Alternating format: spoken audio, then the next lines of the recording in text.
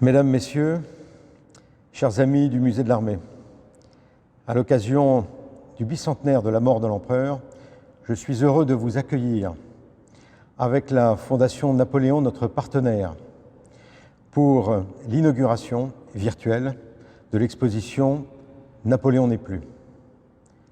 Cette exposition ne vise pas à déterrer une deuxième fois ce grand réformateur de la France moderne. Elle donne à réfléchir sur la maladie et le trépas d'un homme en contrepoint de la dramaturgie qui entoure la mort de ce souverain. Cette exposition est un pèlerinage avec ses stations entre Sainte-Hélène et les Invalides. Vous y verrez un Napoléon intime, celui de l'agonie, de la veillée funèbre, de son testament pour la postérité, du lieu de sa première sépulture. Comme 800 000 Français qui ont regardé passer le convoi funèbre en 1840, vous aussi, vous vibrerez au retour des cendres et découvrirez les conditions de son dernier repos aux Invalides. Suivez Scribe accroupi dans les arcades virtuelles de cette exposition magnifique. Et je sais que lorsque les musées rouvriront, vous viendrez au musée de l'Armée pour percer les énigmes qui entourent cette légende. Bonne visite.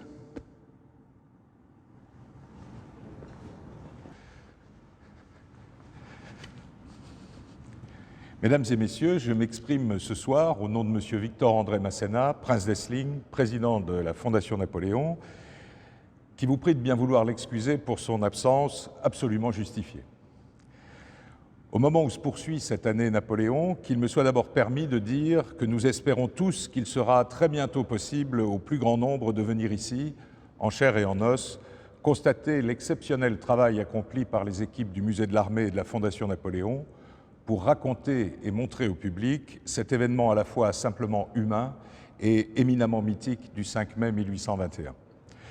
Ce soir-là, à 5h49, un homme rendit son dernier soupir. Mais nous dit Chateaubriand, ce fut aussi le plus puissant souffle de vie qui jamais anima l'argile humaine. Et ce souffle bouscula tout le XIXe siècle et se fait encore sentir aujourd'hui. Objet exceptionnel et pour certains jamais montré, support de la légende historique et politique qui naquit alors que lui mourait, enquête sur les causes de la mort, histoire d'un ultime retour et d'un tombeau que visite depuis le monde entier, cette exposition sera en tout point mémorable.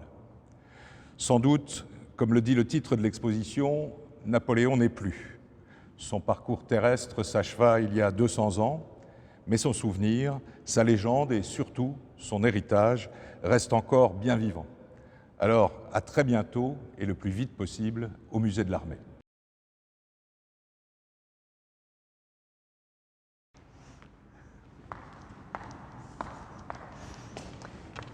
Mesdames, Messieurs, Napoléon n'est plus.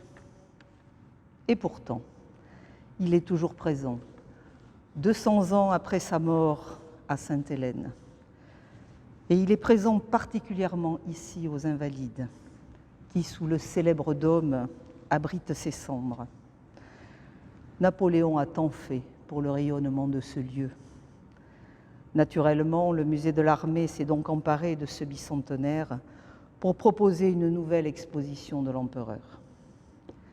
Et il y a tant à dire sur cette figure aux multiples facettes, sur ce personnage si particulier, ce personnage qui est un personnage connu mondialement. C'est une figure et une silhouette reconnaissables à nul autre ailleurs. Ce sont des institutions et des héritages que nous vivons au quotidien.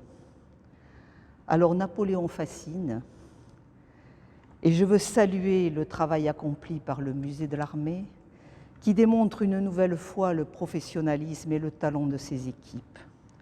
Il propose une plongée dans l'histoire, dans une enquête même, sur les traces de Napoléon, de son dernier soupir au retour des cendres de la tombe de Sainte-Hélène jusqu'au cœur de Paris, jusqu'au cœur de la France. Comme à son habitude, le musée de l'Armée innove en convoquant de nouvelles disciplines scientifiques afin de compléter les sources historiques et les témoignages matériels des événements. L'épopée et la légende napoléonienne sont des champs inépuisables pour le dynamisme culturel et l'enseignement de notre histoire. Alors je salue les nombreux partenaires qui permettent à ces expositions de se tenir. Je veux saluer tout d'abord la Fondation Napoléon, organisateur de l'exposition avec le musée de l'Armée et acteur majeur de l'histoire napoléonienne. Et je veux saluer le CIC, partenaire fidèle du musée de l'Armée. Je vous souhaite à toutes et tous une belle découverte virtuelle de cette remarquable exposition. Et je souhaite plus que tout que nous puissions nous retrouver dès la fin de cette crise sanitaire, ici, au musée de l'Armée, afin que vous puissiez voir l'intégralité de cette exposition, qui est une magnifique exposition. Bonne soirée à tous.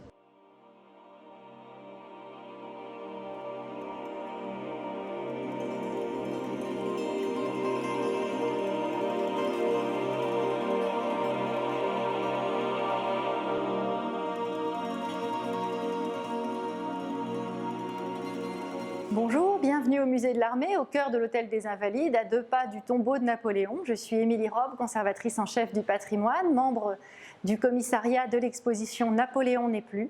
Je suis très heureuse de pouvoir vous accueillir ce soir au milieu de notre exposition, virtuellement présentée, mais dont je l'espère, vous pourrez au moins vous faire une idée et peut-être cela vous donnera-t-il envie de nous rejoindre très bientôt.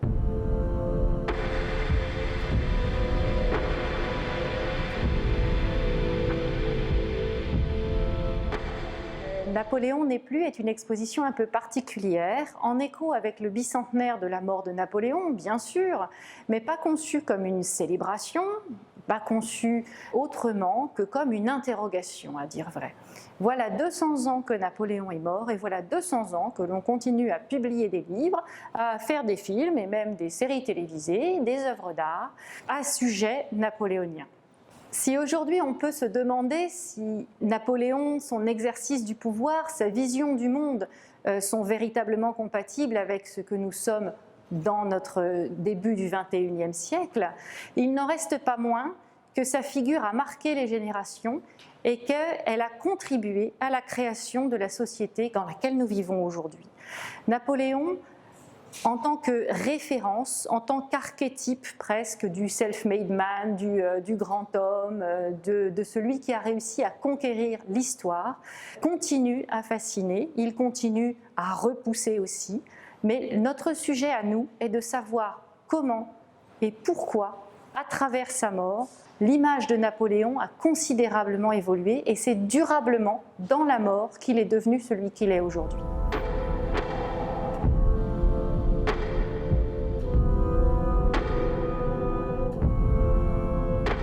Alors, je m'appelle Pierre Branda, je suis historien, je travaille à la Fondation Napoléon comme responsable du patrimoine et je suis donc commissaire de cette exposition.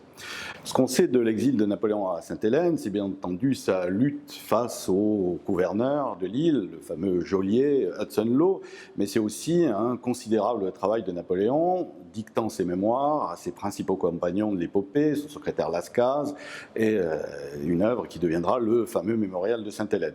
Napoléon donc travaille à sa postérité, mais espère aussi que ce travail de communication, Napoléon fut un génial communicant, il espère encore sortir et améliorer les conditions de sa détention, parce qu'une chose à retenir, qui contrarie un petit peu la légende, c'est que Napoléon a toujours espéré sortir de Sainte-Hélène, et même jusque dans les derniers mois de sa vie, en avril 1821, il pense encore pouvoir être ramené en Europe. En fait, Napoléon s'illusionne, les Anglais entendent bien le garder dans cette île-prison jusqu'à sa mort, et donc il ne pourra effectivement jamais en sortir.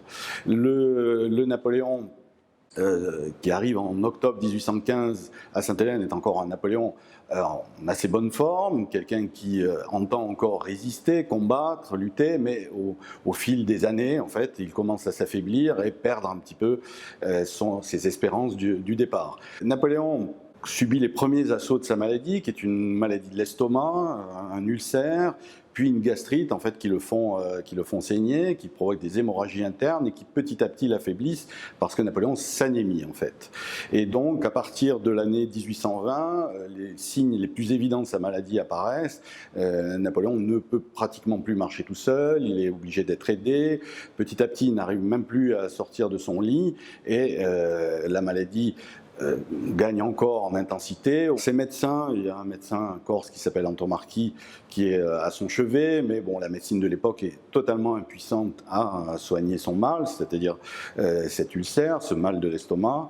Dans la journée du 5 mai, il respire à peine, on le veille autour de lui. À ce moment-là, toute la maison de Longwood s'assemble parce qu'on est conscient que les dernières heures sont arrivées. Donc c'est une belle communion autour de Napoléon qui se fait, de ses domestiques à ses officiers. Et comme ça, on attend la délivrance. Napoléon expire le 5 mai 1821 à 5h49 du soir. Et tout de suite après, sa mort va être constatée par les Britanniques, d'abord, les officiers britanniques, car évidemment c'est une nouvelle d'importance. Et Hudson Lowe, qui est à proximité de la maison, va être informé par le médecin anglais Arnott de la fin de Napoléon.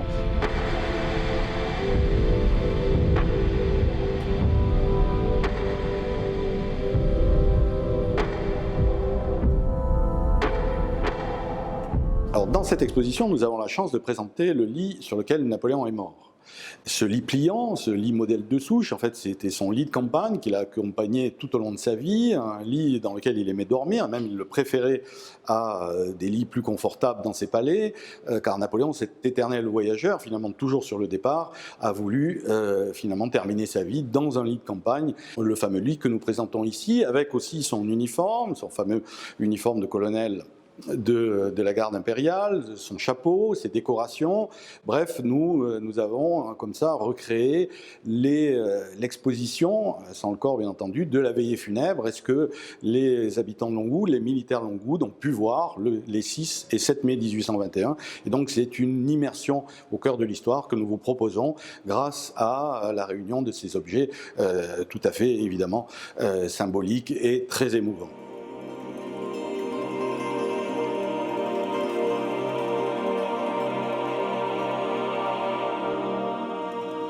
Bonjour, je suis Léa Charles-Icard, je suis commissaire de l'exposition Napoléon n'est plus et je vous accueille ici dans la deuxième section de l'exposition qui concerne le dossier médical de Napoléon, qui est une pause thématique dans un parcours qui est plutôt chronologique où on s'intéresse vraiment aux circonstances de sa mort à travers à la fois l'autopsie mais aussi les masques mortuaires qui ont été pris au lendemain de sa mort à Sainte-Hélène. À la demande de Madame Bertrand, un masque de Napoléon est pris. Encore une fois, c'est vraiment une tendance du 19e siècle. On voit qu'il y a beaucoup de masques mortuaires. Avant, c'était surtout pour les rois et les grands souverains. Napoléon n'est plus un grand souverain au moment où on prend son masque. On prend plus son masque pour l'idée du génie, on va dire, et pour le garder en souvenir. C'est très compliqué de prendre le masque à Sainte-Hélène puisqu'on n'a pas de plâtre d'assez bonne qualité pour pouvoir le faire, donc on va le faire assez tardivement. Malgré tout, le docteur Burton va prendre en fait l'empreinte du visage de Napoléon. Il sera assisté par Anton Marquis qui en profitera par la suite pour subtiliser le masque. Il l'emmènera jusqu'à Londres où il fera le premier tirage, peut-être à Sainte-Hélène, peut-être à Londres, les sources ne nous permettent pas de le savoir. Mais ce qui est important, c'est qu'en 1833, Anton Marquis va lancer une grande souscription qui va reproduire le masque à une échelle quasi industrielle. Donc on a énormément de masques mortuaires de Napoléon dans toutes les collections des musées qui parlent plus ou moins de Napoléon. On peut retrouver un masque mortuaire. Souvent, c'est un masque de la souscription Anton Marquis. Donc du coup, c'est très compliqué de savoir quel est le premier masque. Y a-t-il encore même un premier masque? Comme les sources écrites ne nous permettent pas de vraiment connaître la chronologie des masques, nous avons fait appel au Centre de recherche et de restauration des musées de France, le C2RMF, et nous leur avons soumis un corpus de 7 masques qui ont été choisis selon plusieurs critères. Le critère principal étant qu'à un moment ou à un autre, on a clamé qu'il était le vrai masque, le masque original. Donc dans ce corpus de cette masque, des études ont été faites. Tout d'abord une étude par une restauratrice du patrimoine qui a fait un constat technique. Le masque est ensuite parti à la photographie en plein jour, photographie UV, qui permet de comparer un petit peu plus finement déjà les exemplaires, parce que c'est vrai que quand on voit les masques entomarquis, ils sont tous absolument identiques, mais en fait, grâce à la photographie et surtout grâce à la modélisation en 3D qui a été effectuée ensuite, on va pouvoir se rendre compte qu'il y a des différences subtiles entre les masques.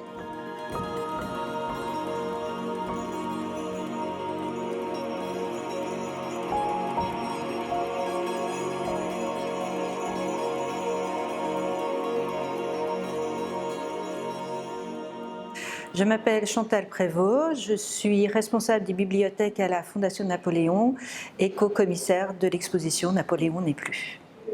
Nous sommes ici dans la salle consacrée au Testament, que nous avons appelée à Testament pour la postérité, car ce document est une des œuvres majeures des archives de l'histoire de France.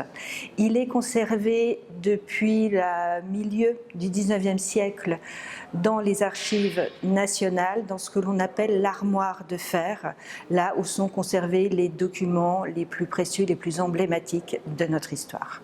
Ce testament est en réalité constitué de plusieurs pièces. C'est un ensemble testimonial constitué d'une part d'un premier testament proprement dit, d'une dizaine de pages, complété au fur et à mesure des jours et au fur et à mesure des pensées de Napoléon par 7 codicilles légaux, également des états, c'est-à-dire des inventaires qui dressent la liste des biens que Napoléon a emporté à Sainte-Hélène, quelques biens de prestige restés à Paris, complétés également par une instruction aux exécuteurs testamentaires et par 2 lettres à des banquiers restés en Europe. Les enjeux du testament de Napoléon sont doubles. Il y a à la fois un enjeu personnel, puisque Napoléon, lorsqu'il va léguer ses biens, agit en tant que personne privée, donc il lègue des biens. Nous l'avons vu à la fois très personnel, nous en avons quelques-uns à côté de nous que nous avons essayé de retrouver, de retracer pour les présenter aux visiteurs. Donc ce sont à la fois des boîtes. On aimait beaucoup les boîtes d'apparat qui étaient des cadeaux de prestige. Napoléon en a emporté une 50aine à Sainte-Hélène, dont quelques-unes qui sont dans l'exposition. C'est bien entendu des pièces majeures comme le grand collier de la Légion d'honneur et des pièces beaucoup plus modestes, son linge par exemple, qu'il lègue à son fils, ou une gourde. Voilà, donc ces objets sont présentés autour de nous.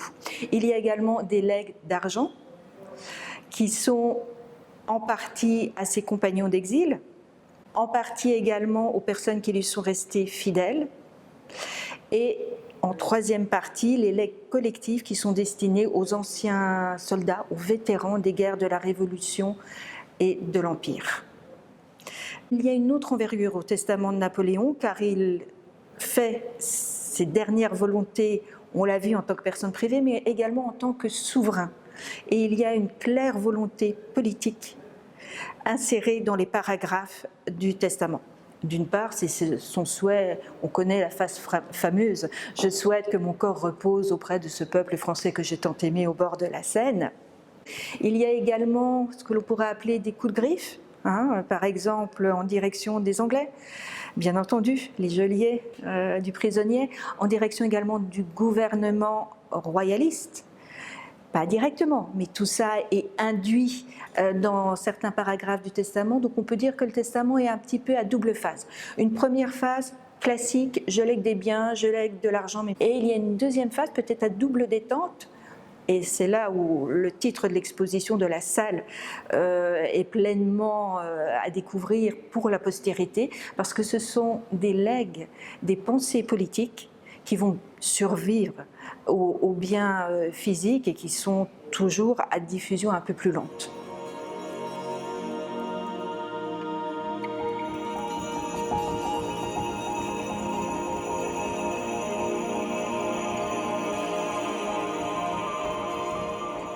Dès la mort de Napoléon en 1821, il y a des pétitions qui sont déposées à la Chambre des députés pour qu'on rapatrie le corps en France.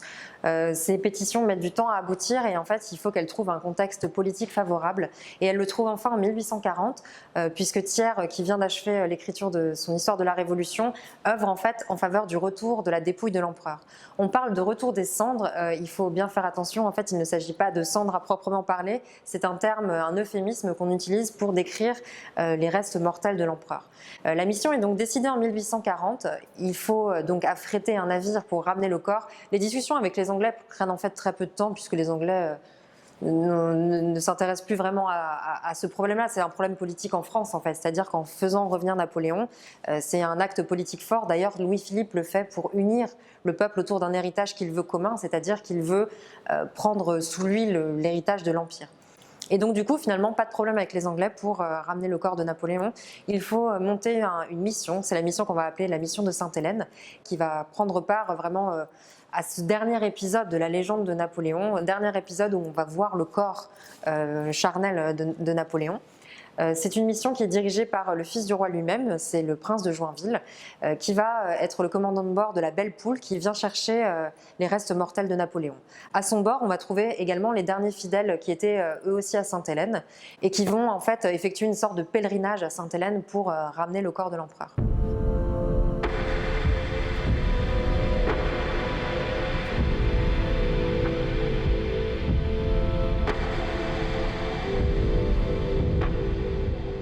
Alors c'est le 15 décembre 1840 que le corps de Napoléon arrive à Paris, une cérémonie grandiose, véritablement un retour triomphal lui est préparé, le peuple de Paris est là, ses anciens soldats, ce sont véritablement des centaines de milliers de personnes qui s'apprêtent à l'accueillir et pour un cortège, un défilé magnifique.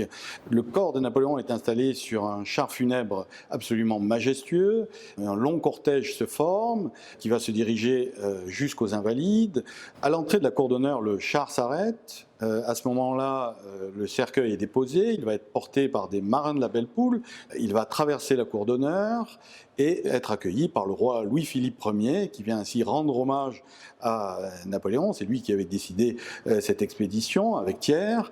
Le prince de Joinville, qui commandait l'expédition du retour des cendres, remet le corps de l'empereur au nom de la France au roi, donc il accueille.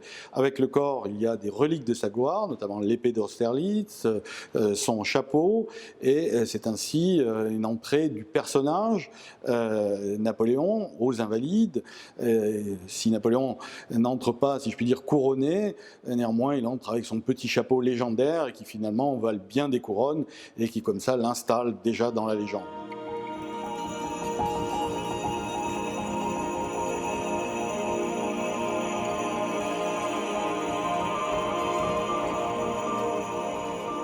D'habitude, on parle des clés du tombeau du directeur du musée de l'armée comme gardien des clés du tombeau de l'empereur, mais on devrait dire clés du cercueil. Car les clés que vous avez là, dans cette vitrine, ne sont pas des clés d'un tombeau de quartzite monumental, ce sont les clés du cercueil d'ébène, conçues par l'ébéniste Le Marchand à Paris.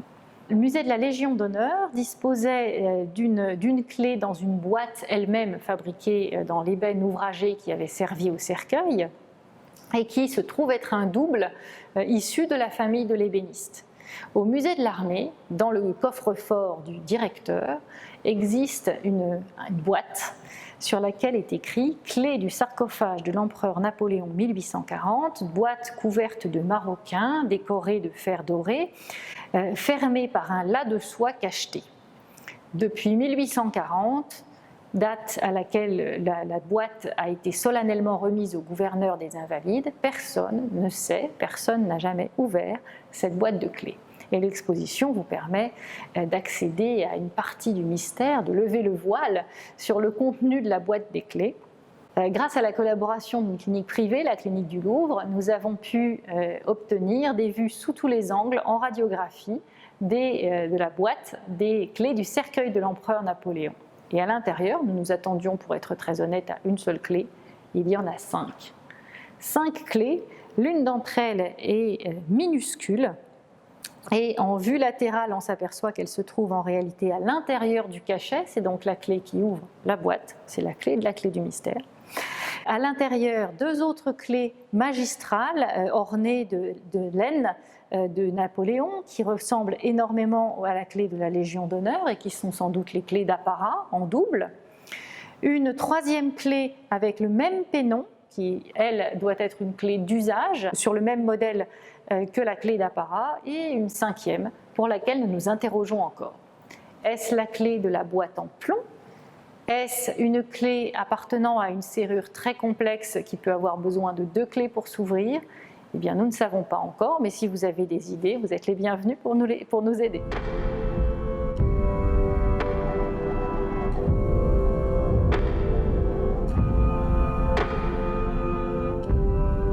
En 1869, la comtesse Primoli, membre de la famille Bonaparte, commande pour l'année du centenaire de la naissance de Napoléon une œuvre inspirée d'un tableau aujourd'hui disparu mais à l'époque très célèbre, largement diffusé par l'Estampes, réalisé par Horace Vernet en mémoire de Napoléon au moment du retour des cendres.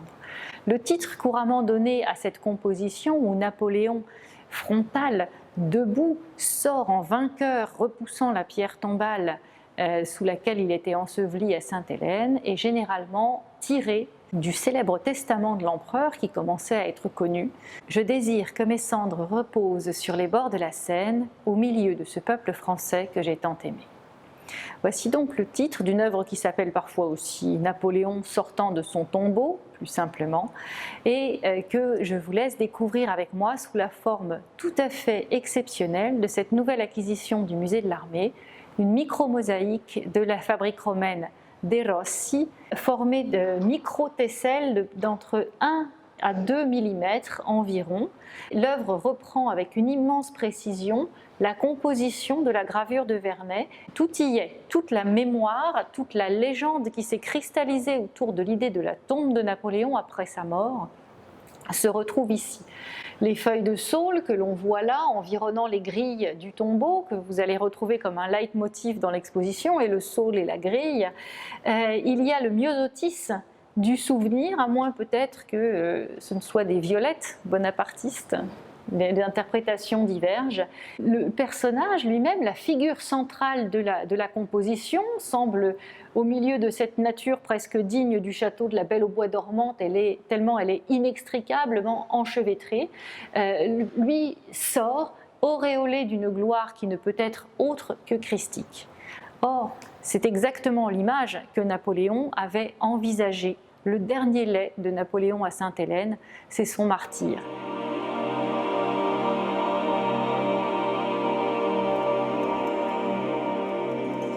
C'est sur cette image, auréolée de gloire, mais chargée aussi un petit peu de mystère, sur une tombe à demi entrouverte, que je me permets de conclure cette visite virtuelle, cette inauguration virtuelle. Je vous remercie de nous avoir suivis et je vous dis à bientôt.